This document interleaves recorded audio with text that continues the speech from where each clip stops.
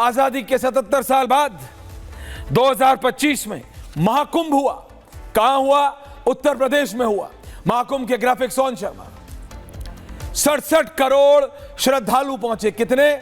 67 करोड़। 67 करोड़। 67 करोड़ लोग महाकुंभ में पहुंचे। ये 140 प्लस करोड़ का देश है हमारा। आधा होता है 70 करोड़। 67 करोड़ अकेले महाकुंभ में पहुंचे थे।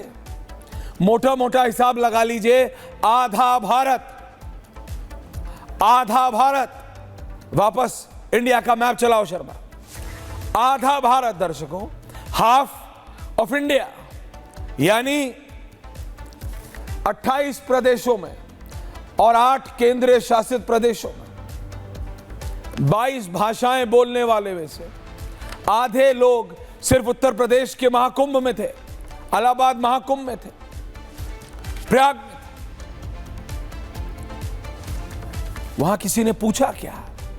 महाकुंभ के विजुअल्स हैं तो निकालो शर्मा। तस्वीरें याद हैं या भूल गए? मैंने कहा तस्वीरें शर्मा। महाकुंभ की तस्वीरें याद हैं या भूल गए? किसी ने पूछा था क्या? जो वो खड़े हैं ये लोग, दिस सी ऑफ ह्यूमैनिटी, हम इंग्लिश के लोग हैं ना, ये बोलते थे सी ऑफ ह्यूमैनिटी। इस सी ऑफ ह्यूमैनिटी के बीच में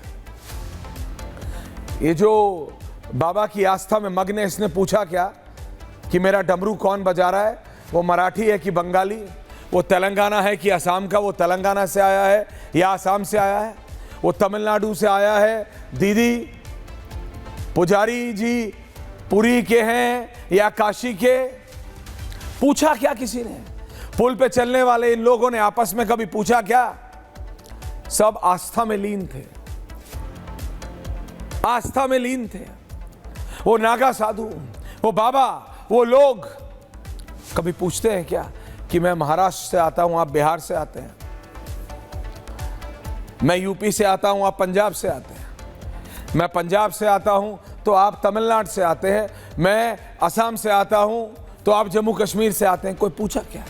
सब आस्था में लीन थे, क्योंकि वो भारत की आस्था है, वो हिंदुस्तान की आस्था है, वो हिंदुओं की आस्था है।